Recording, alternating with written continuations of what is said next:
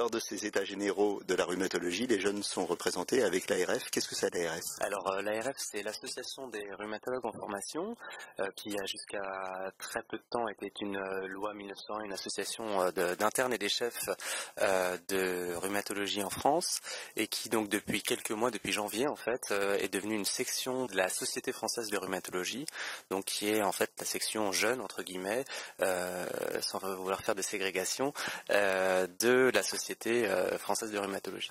Qu'est-ce qu'ils attendent les jeunes des états généraux? Alors, des réponses à des questions qui les concernent, puisque c'est notamment l'installation, ce qui va être une problématique assez rapide, puisque à la fin de leur internat ou à la fin du clinica, pour ceux qui ont la chance de faire un clinica, va se poser la question de leur avenir professionnel, soit rester à l'hôpital, soit s'installer, et ça c'est une certaine forme d'inconnu pour nous, puisqu'au cours de notre formation, on n'a pas forcément connaissance du monde libéral notamment.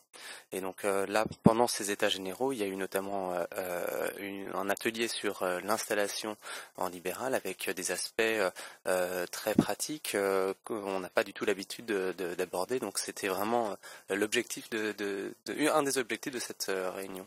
Très concrètement, qu'est-ce qui vous séduit et qu'est-ce qui bloque les jeunes aujourd'hui par rapport à l'installation dans le libéral? Je pense qu'il y a c'est un peu comme tout le monde, hein, on a une petite crainte de l'inconnu.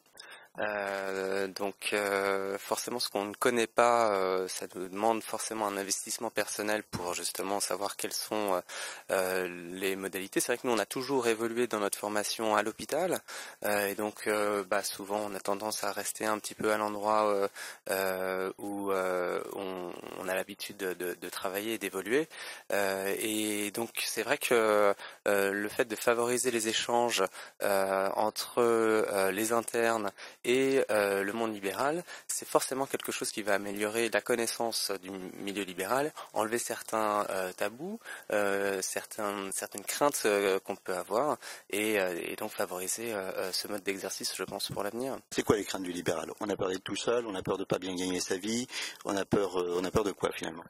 Oui, je pense que il y a effectivement cette crainte de s'il m'arrive quelque chose, comment ça va se passer. Et je crois que même avant tout, c'est même à qui je vais m'adresser, comment je vais faire pour créer ma société.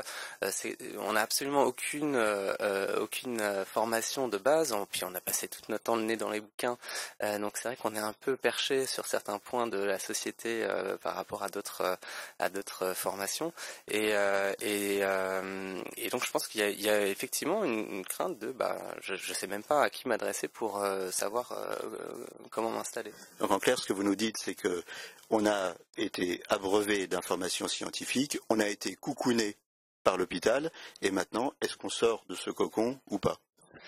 Voilà, c'est effectivement une façon de voir les choses. Effectivement, coucouner, je sais pas si c'est le bon terme, mais c'est vrai qu'on est un peu dans notre microcosme du monde médical, et donc la gestion d'une société, c'est quelque chose qui nous paraît totalement étranger, et donc ça va demander un énorme travail personnel au départ pour ne serait-ce que comprendre comment fonctionne une société, les impôts, le statut juridique, social, fiscal.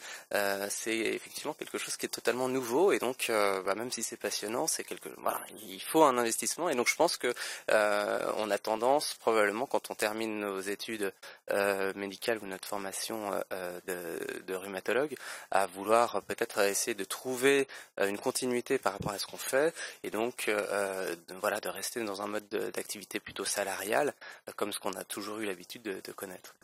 Espérons que vous trouverez toutes ces informations aux états généraux. Merci.